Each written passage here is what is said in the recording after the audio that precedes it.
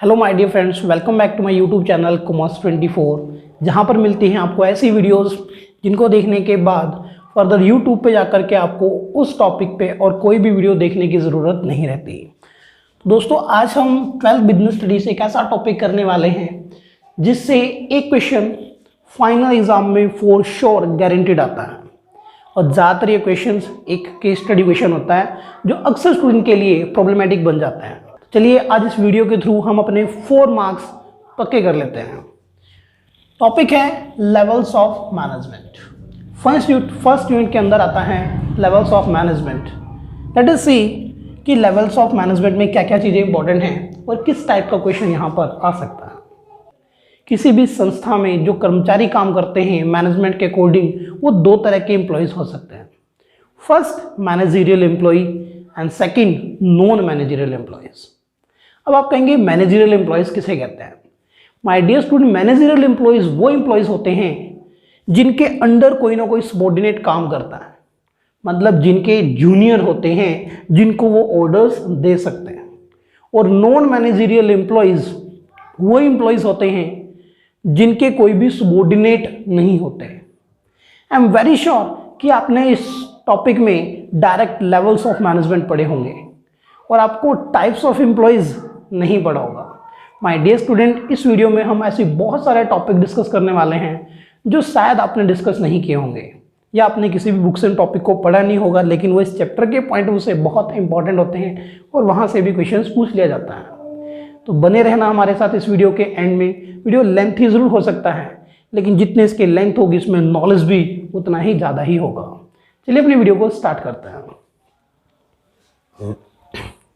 So according to management, there are 2 type of employees, managerial employees and non-managerial employees। जो employees है वो 2 तरह के हो सकते हैं, managerial employees हो सकते हैं और non-managerial employees भी हो सकते हैं। As I told you, managerial employees वो होते हैं जिनके subordinates होते हैं, who have subordinates, who manage other, जो दूसरों को मैनेज करते हैं। And non managerial employees my dear student को कहा जाता है जिनके कोई भी सबॉर्डिनेट नहीं होते और जो किसी को भी मैनेज नहीं करते। वो खुद किसी का सबॉर्डिनेट होता है लेकिन उनके अंडर कोई भी सबॉर्डिनेट काम नहीं करता। तो फिर लेवल्स ऑफ मैनेजमेंट कौन से एम्प्लॉयज़ पे अप्लाई होता है? My dear student, managerial employees जितने भी हैं वो लेवल्स ऑफ मैनेजमेंट में आते हैं। As you can see on the board कि जो top level, middle level, lower level हम लेवल्स ऑफ मैनेजमेंट पढ़ते हैं उनमें सिर्फ और सिर्फ मैनेजरियल एम्प्लॉयज़ को ही रखा जाता है। एंड नॉन मैनेजरियल जो एम्प्लॉयज़ होते हैं वो प्लेटफॉर्म एरिया पे आते हैं, वो किसी भी लेवल पे नहीं आते हैं। मतलब जो लेवल्स ऑफ मैनेजमेंट है वो मैनेजरियल एम्प्लॉयज़ के लिए होता है। So how many levels of management are there? 3। There are 3 levels of management as you can see in this diagram. Top level, middle level, lower level. और जितने भी levels होते हैं ये सभी के सभी मैनेजरियल एम्प्लॉयज़ के लिए होते हैं। और जो हमने नॉन मैनेजरियल पढ़ा था, जिनके कोई भी सबॉर्डिनेट नहीं होते, वो खुद किसी न किसी के सबॉर्डिनेट होते हैं, वो प्लेटफॉर्म एरिया पे माय डियर स्टूडेंट काम करते हैं। तो अब आप देखोगे कि आपकी बुक में एक ट्रायंगल बना रखा है। यहाँ पे हम ये भी जानेंगे माय डियर स्टूडेंट, ये ट्रायंगल ही डायग्राम में क्यों होता है। आप किसी भी राइटर की बुक उठाइए, आपको लेवल्स ऑफ मैनेजमेंट को डिफाइन करने के लिए एक ट्रायंगल ही मिलेगा। Why this triangle only? क्या किसी और डायग्राम से या 1 2 3 करके भी तो लिख सकते हैं, लेकिन इसके पीछे भी एक रीज़न होता है। वीडियो को एंड तक देखेंगे तो आपको बहुत सारे ऐसे फैक्ट्स पता चलेंगे जो शायद आपसे पहले किसी ने शेयर नहीं किए होंगे वीडियो में। तो पहले तो इसका नाम हम जान लेते हैं। इस ट्रायंगल को माय डियर स्टूडेंट हम कहते हैं मैनेजमेंट पिरामिड। जो ट्रायंगल होता है ये मैनेजमेंट पिरामिड होता है। और मैनेजमेंट पिरामिड में हम इस तरह से तीनों लेवल्स ऑफ मैनेजमेंट को दिखाते हैं। अब ये वजह क्या है, ट्रायंगल ही क्यों बनाया जाता है? ट्रायंगल इसलिए बनाया जाता है माय डियर स्टूडेंट कि जो टॉप लेवल पे नंबर ऑफ एम्प्लॉयज़ काम करते हैं वो कम होते हैं। एज यू कैन सी कि यहाँ स्पेस भी कम होता है। और जैसे जैसे हम डाउनवर्ड बढ़ते जाते हैं तो ये जो स्पेस है ये भी बढ़ता जाता है, क्योंकि जो ट्रायंगल है यहाँ से क्या हो रहा है, वाइड हो रहा है। और लोअर लेवल तक आते आते ये और ज़्यादा वाइड हो जाता है, विच शोज कि यहाँ पर इस लेवल पर और ज़्यादा लार्ज नंबर ऑफ एम्प्लॉयज़ काम करते हैं। इट मीन्स इस ट्रायंगल को लेने की वजह है नंबर ऑफ एम्प्लॉयज़ को एक तरह से आइडिया देना कि टॉप लेवल पे स्पेस कम है, तो इसका मतलब यहाँ नंबर ऑफ एम्प्लॉयज़ जो काम करते हैं वो भी कम ही रहते हैं। मिडिल लेवल पे टॉप लेवल के कंपैरिजन में ज़्यादा नंबर ऑफ एम्प्लॉयज़ काम करते हैं, और लोअर लेवल पे मिडिल लेवल और टॉप लेवल दोनों के कंपैरिजन में और भी ज़्यादा एम्प्लॉयज़ काम करते हैं। तो आई होप आपको ये तो पता चल गया होगा कि ट्रायंगल ही क्यों ये यूज़ करते हैं हम प्लेटफॉर्म एरिया की। प्लेटफॉर्म एरिया आपके डिस्कशन में ज़्यादा नहीं है, सिर्फ इतना ही है कि यहाँ पर नॉन मैनेजरियल एम्प्लॉयज़ काम करते हैं जो कि डेली वेजेस वर्कर्स होते हैं। माय डियर स्टूडेंट, ये वो वर्कर होते हैं जो आज आ रहे हैं और आज का इवनिंग तक इन्होंने जो भी काम किया तो इवनिंग के एंड तक जो इनका वेजेस बन गया वो लेकर के ये चले जाते हैं। मतलब ये कंपनी के ऑन रोल एम्प्लॉयज़ नहीं होते जिनका एक प्रॉपर रिकॉर्ड कंपनी मेंटेन करती है या जिनकी सैलरी उनके अकाउंट में जाती है। मोस्टली ये डेली वेज वर्कर्स होते हैं जो एक दिन का काम करके डे एंड में अपनी वेजेस लेकर के घर चले जाते हैं, और ये हमेशा चेंज होते रहते हैं कंपनी के अंदर। आज कोई आ रहा है, कल कोई और आ रहा है। दैट्स वाई इनको हम प्लेटफॉर्म एरिया एम्प्लॉयज़ भी कहते हैं। अब ज़रा बात करते हैं लेवल्स ऑफ मैनेजमेंट में आने वाले रैंक्स की, कि जो टॉप लेवल के एम्प्लॉयज़ होते हैं वो कौन कौन से होते हैं, या जो मिडिल लेवल के एम्प्लॉयज़ होते हैं वो कौन कौन से होते हैं। माय डियर स्टूडेंट, इस चैप्टर से जब भी कभी एग्जाम में क्वेश्चन आया है तो हमेशा आपसे लेवल ही पूछा गया है। क्वेश्चन ऑलवेज कुछ इस तरह की वर्डिंग के साथ आता है, identify the level of management where you are working और where someone is working according to the question. या तो क्वेश्चन में किसी का नाम दे करके बोल देता है कि वो वहाँ पर काम कर रहा है किसी लेवल पे, से कोई CEO है, कोई फाइनेंस मैनेजर है, कोई अकाउंटेंट है, तो वो किस लेवल पे काम कर रहा है। तो ऑलवेज जब भी क्वेश्चन यहाँ से आया है वो केस स्टडीज़ है, और दो तरीके से क्वेश्चन पूछा गया है। या तो आपको क्वेश्चन में रैंक या डेजिग्नेशन बताया जाता है और उसके अकॉर्डिंग आपको लेवल को आइडेंटिफाई करना होता है। अदरवाइज एक थोड़ा सा हाई लेवल का क्वेश्चन जब आता है तो आपको फंक्शंस बताए जाते हैं, कोई एक या दो, तो उन फंक्शंस के अकॉर्डिंग आपको आइडेंटिफाई करना होता है कि वो फंक्शन किस लेवल पर परफॉर्म किया जाता है, और अकॉर्डिंग टू दैट आपको लेवल को आइडेंटिफाई करना पड़ता है। आइडेंटिफाई करने के बाद फर्दर वो उस क्वेश्चन के मार्क्स इंक्रीज करने के लिए फर्दर रैंक्स भी पूछ सकता है या फिर फर्दर फंक्शंस भी पूछ सकता है। आई होप आपको मेरी बात समझ आ गई होगी। तो मतलब जो क्वेश्चन आएगा उसमें या तो आपको डेजिग्नेशन बताई जाएगी या आपको फंक्शन, और वहाँ से आपको आइडेंटिफाई क्या करना होगा, लेवल्स ऑफ मैनेजमेंट। दोस्तों, इस वीडियो में मैंने आपके काम को ज़्यादा से ज़्यादा आसान बनाने की कोशिश की है। दैट्स वाई मैंने हर एक लेवल के सामने उसके सभी रैंक्स और उन रैंक्स के सामने उसके सारे फंक्शंस को राइट कर दिया है। ऐसे ही मिडिल लेवल के सामने मिडिल लेवल के सारे रैंक्स हैं जो आपको किसी भी बुक में या सभी बुक में ढूंढने से मिलेंगे, सारे के सारे हैं, और उनके सामने उनके फंक्शंस हैं। तो ऐसे में आप इसका एक स्क्रीनशॉट लेकर के भी बहुत अच्छे एग्जाम नोट्स अपने पास रख सकते हैं। चलिए जरा इसको डिस्कस करते हैं। तो टॉप लेवल पे जो रैंक्स आते हैं, माय डियर स्टूडेंट, सबसे पहले आता है आपका शेयर होल्डर, क्योंकि किसी भी कंपनी में शेयर होल्डर्स की पावर क्या होती है, सबसे ज़्यादा होती है, उन्हीं का पैसा तो कंपनी में लगता है। तो शेयर होल्डर टॉप लेवल पे आता है। बोर्ड ऑफ डायरेक्टर्स के बाद आता है बोर्ड ऑफ डायरेक्टर्स, जो सारे के सारे डिसीजंस लेते हैं। समटाइम बोर्ड ऑफ डायरेक्टर अपने में से ही किसी एक पर्सन को चेयरमैन भी चुन लेते हैं। तो चेयरमैन भी कौन से लेवल पे आया, टॉप लेवल पे। इसी तरह से MD, जिसे हम मैनेजिंग डायरेक्टर, या CEO, जिसे हम चीफ एग्जीक्यूटिव ऑफिसर कहते हैं, ये भी टॉप लेवल के रैंक है। फर्दर कुछ और रैंक टॉप लेवल के होते हैं, जैसे general manager, president, vice president, chief finance officer, ये सारे के सारे रैंक टॉप लेवल पे आते हैं। माय डियर स्टूडेंट, यहाँ पर आपको एक हिंट में दे रहा हूँ जिससे कि आप टॉप लेवल के किसी भी रैंक को ईजिली आइडेंटिफाई कर पाएंगे। तो आपने ध्यान क्या रखना है, ये जो वर्ड हमारे पास है चीफ, कौन से वर्ड की हम बात करने वाले हैं, चीफ, मुख्य, ये जो वर्ड है आपने इस वर्ड पे फोकस करना है। अगर आपको किसी भी रैंक के साथ ये चीफ वर्ड लगा हुआ मिल जाता है तो समझ लीजिए वो टॉप लेवल का ही एक रैंक है। अब अगर हम बात करें मिडिल लेवल के रैंक्स की पहले, फिर हम सभी लेवल के फंक्शंस भी देखेंगे।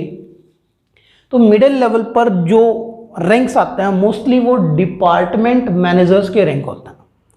जैसे कि कंपनी में डिपार्टमेंट्स हो सकते हैं, किसी कंपनी में एक परचेज डिपार्टमेंट हो सकता है जो रॉ मटेरियल को परचेज करता हो, एक प्रोडक्शन डिपार्टमेंट हो सकता है जो वहाँ से प्रोडक्ट मैन्युफैक्चर करता हो, ऐसे ही कोई सेल्स डिपार्टमेंट या कोई फाइनेंस डिपार्टमेंट, ऐसे कुछ डिपार्टमेंट हो सकते हैं। और उन सभी डिपार्टमेंट में ऑब्वियसली क्या होंगे, मैनेजर्स भी होंगे।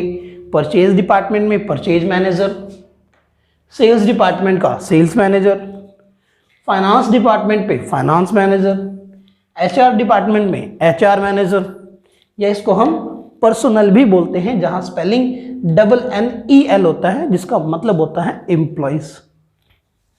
ऐसी ऑपरेशनल मैनेजर, रीजनल मैनेजर, जितने भी मैनेजर वाले रैंक आते हैं तो ध्यान रखना डिपार्टमेंट लेवल पे जो मैनेजर्स होते हैं वो हमारे मिडिल लेवल के रैंक्स होते हैं। अब इसके साथ साथ किसी भी मैनेजर को, डिपार्टमेंट मैनेजर को हेल्प करने के लिए एक जूनियर मैनेजर भी होता है, सुना होगा, एक उसका हेल्पर भी होता है जो जूनियर मैनेजर होता है, जैसे कि डिप्यूटी डिपार्टमेंट मैनेजर या फिर असिस्टेंट मैनेजर, जो उस मैनेजर को असिस्ट करेगा डिपार्टमेंट लेवल पे। तो ये भी क्या हुआ, ये भी मिडिल लेवल का रैंक है।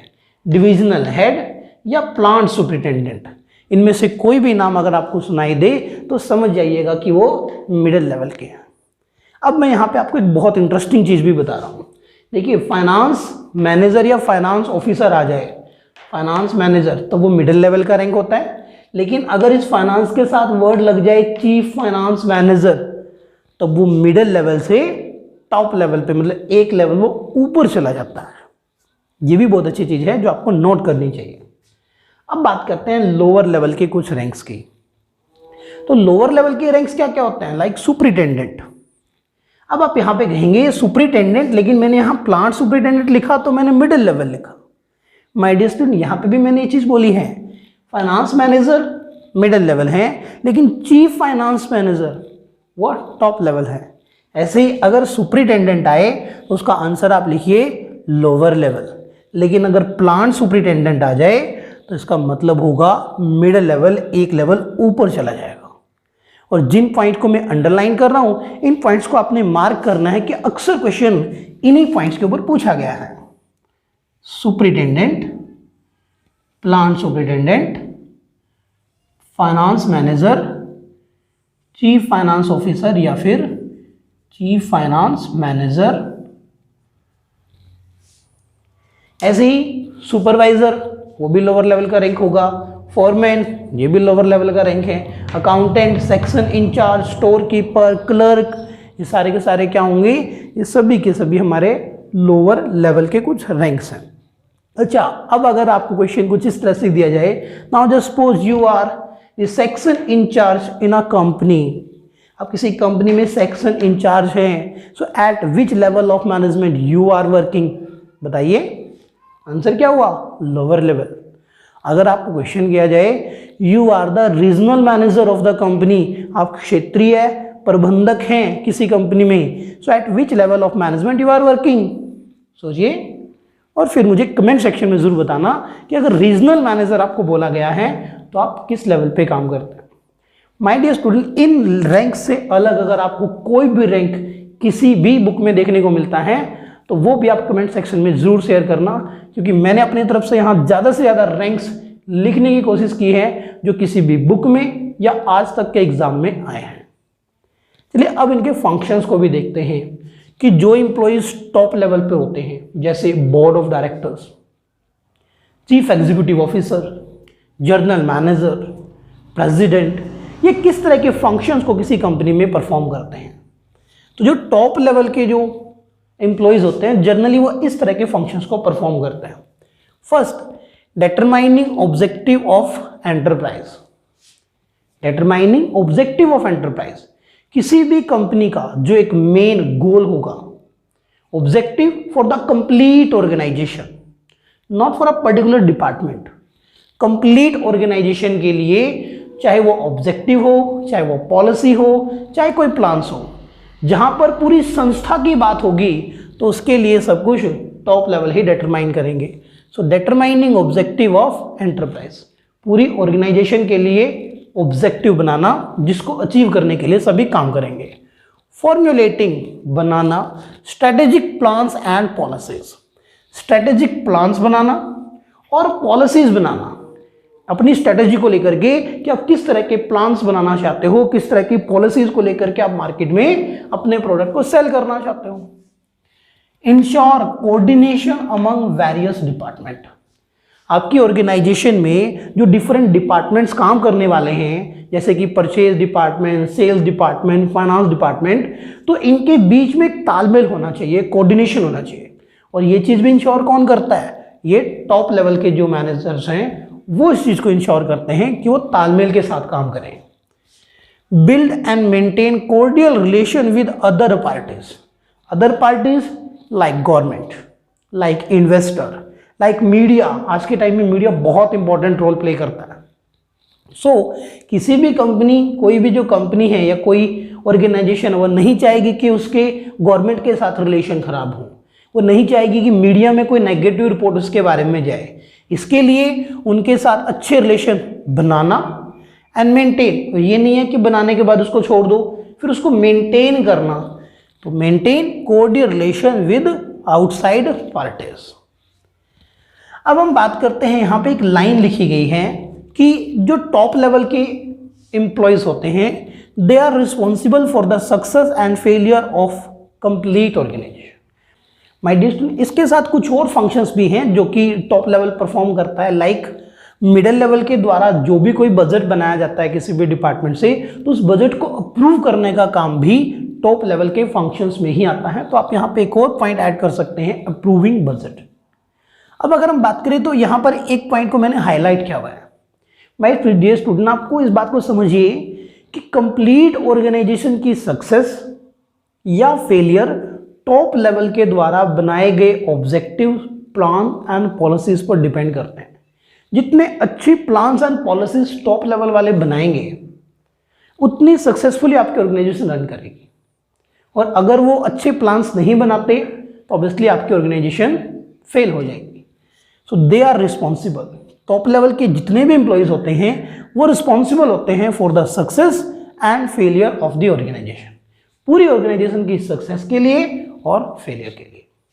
अब अगर हम बात करें मिडिल लेवल फंक्शंस की, मिडिल लेवल पे जिस तरह के फंक्शंस परफॉर्म करे जाते हैं, तो वहाँ पे आपको एक चीज़ ध्यान रखनी है कि डिपार्टमेंट मैनेजर्स के जो रैंक यहाँ पर आता है, मेनली यहाँ पे क्या होता है, एक डिपार्टमेंट मैनेजर का रैंक आता है, विभाग का मैनेजर कोई भी हो। सो दैट्स वाई यहाँ पे फंक्शंस भी मोस्टली वो आते हैं जो एक डिपार्टमेंट के लेवल पर किए जाते हैं। फॉर एग्जाम्पल, फर्स्ट फंक्शन यहाँ पर है interpreting and implementing policies made by the top level. तो टॉप लेवल ने जो प्लान और पॉलिसीज बनाए थे उनको आगे एक्सप्लेन करना, इंटरप्रेट का मतलब होता है एक्सप्लेन करना, एंड इम्प्लीमेंट, उनको लागू करना उन पॉलिसीज को, ये मिडिल लेवल का एक सबसे इंपॉर्टेंट फंक्शन होता है। इसके साथ साथ appointing employees in their department, किसी भी डिपार्टमेंट में अगर कोई पोस्ट वेकेंट हो जाती है, कोई एम्प्लॉय छोड़ के चला जाता है, तो वहाँ न्यू एम्प्लॉय को अपॉइंट करना और उनको टाइम टू टाइम मोटिवेट करते रहना काम करने के लिए। तो एम्प्लॉयज़ के अपॉइंटमेंट और उनको टाइम टू टाइम मोटिवेट करना, एनकरेज करना अपने डिपार्टमेंट में, ये भी मिडिल लेवल फंक्शंस में आता है। Preparing progress report of the department, अपने रिस्पेक्टिव डिपार्टमेंट की प्रोग्रेस रिपोर्ट बनाना कि लास्ट ईयर से करंट ईयर में आते आते आपने कितना प्रोग्रेस किया, क्या आपने इम्प्रूवमेंट किया, तो वो हर एक डिपार्टमेंट मैनेजर का वर्क होता है। लाइक सेल्स मैनेजर अपने सेल्स डिपार्टमेंट की प्रोग्रेस रिपोर्ट बनाएगा, परचेज मैनेजर अपने परचेज डिपार्टमेंट की प्रोग्रेस रिपोर्ट बनाएगा। So preparing progress report of the respective department, ये भी मिडिल लेवल फंक्शंस में आता है। Assigning duties and responsibility to their personnel का मतलब क्या होता है, एम्प्लॉयज, अपने डिपार्टमेंट के एम्प्लॉयज को ड्यूटीज देना, उनको काम समझाना, उनकी रिस्पॉन्सिबिलिटी फिक्स करना, ये भी डिपार्टमेंट लेवल के फंक्शंस में आता है। अब अगर देखा जाए तो यहाँ पर एक हिंट हमें मिल रहा है कि चाहे अपने डिपार्टमेंट में पॉलिसी को इम्प्लीमेंट करने की बात हो या एम्प्लॉइज को अपॉइंट करने की बात की गई हो, उनको मोटिवेट करने की बात की गई हो, डिपार्टमेंट की प्रोग्रेस रिपोर्ट बनानी हो या अपने एम्प्लॉइज को काम सौंपना हो, ये सारे के सारे जो विभाग के स्तर पर काम किए जाते हैं, मीन्स डिपार्टमेंट लेवल पे जो काम किए जाते हैं, वो सारे के सारे मिडिल लेवल में आता है। देन ऑब्वियसली कि इनका जो सक्सेस और फेलियर देखा जाए तो डिपार्टमेंट की सक्सेस और फेलियर ये मिडिल लेवल के एम्प्लॉइज पे डिपेंड करता है। और यहाँ पर भी आपको एक लाइन याद रखनी है, दे आर रिस्पॉन्सिबल, ये रिस्पॉन्सिबल होते हैं for policy implementation and discipline, कि पॉलिसीज जो टॉप लेवल ने बनाया इसको अप्लाई करने के लिए और अपने डिपार्टमेंट में डिसिप्लिन को मेंटेन करने के लिए मिडिल लेवल के एम्प्लॉइज रिस्पॉन्सिबल माने जाते हैं। सो माय डियर, अब आ चुके हैं हम लास्ट लोअर लेवल के फंक्शंस की तरफ, जो काफ़ी इंपॉर्टेंट होता है क्योंकि यहाँ पर बहुत सारे फंक्शंस भी बनते हैं और यहाँ पर हमें समझने की थोड़ा सा ज़रूरत पड़ती है कि क्या क्या फंक्शन यहाँ पर परफॉर्म किए जाते हैं। अब लोअर लेवल पे जो एम्प्लॉइज काम करते हैं, माय डियर स्टूडेंट, आपने इसमें सबसे इंपॉर्टेंट चीज़ ये ध्यान रखनी है कि एक्चुअल में जो डेली वेजेस वर्कर्स होते हैं इनके साथ डायरेक्ट कॉन्टैक्ट लोअर लेवल का ही होता है।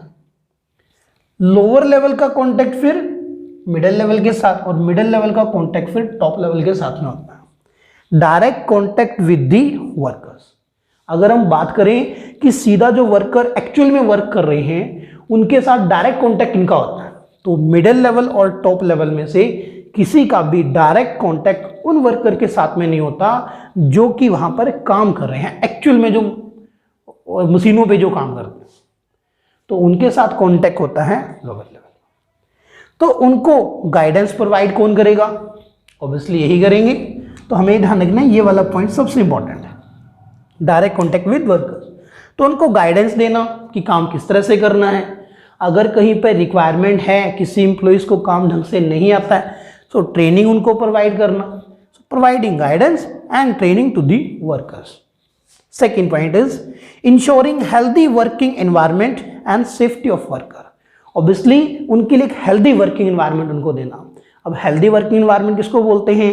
जहाँ पर वेंटिलेशन प्रॉपर हो, हवा अच्छे से वहाँ पर क्रॉस होती हो, या वहाँ पर लाइट प्रॉपर हो, और या फिर हम बोल सकते हैं सैनिटाइजेशन वहाँ पे प्रॉपर हो। एज यू नो कि आज के टाइम में कोविड का भी बड़ा इशू चल रहा है, तो उसके लिए क्या है, सैनिटाइजेशन और भी ज़्यादा ज़रूरी हो गया है।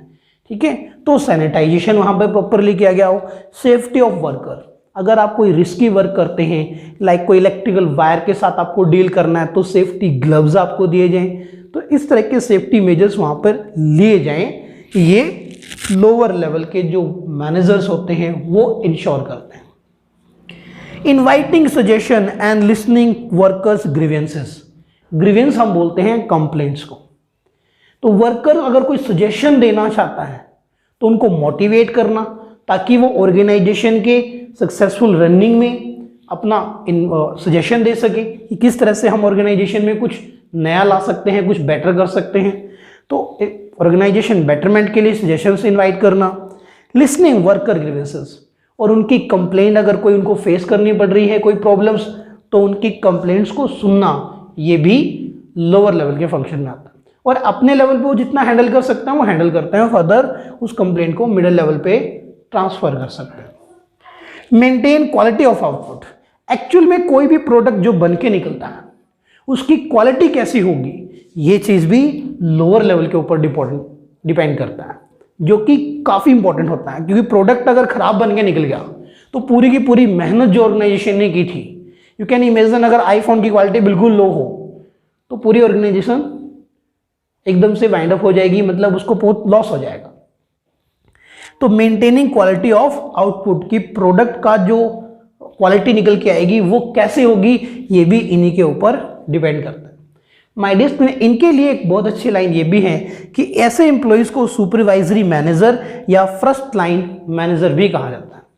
ये सुपरवाइजरी, क्योंकि सब चीज़ों को सुपरवाइज करते हैं, देखते हैं, तो सुपरवाइजरी मैनेजर होते हैं। साथ ही साथ फर्स्ट लाइन का मतलब जहां प्रोडक्ट बन रहा है ना, वहां सबसे पहले यही लोग काम कर रहे होते हैं इसके ऊपर, तो ये फर्स्ट लाइन मैनेजर की तरह ही काम करते हैं। जैसे किसी भी ऑर्गेनाइजेशन में रिसेप्शन का होता है, बिल्कुल वैसे ये फर्स्ट लाइन मैनेजर की तरह काम करता है।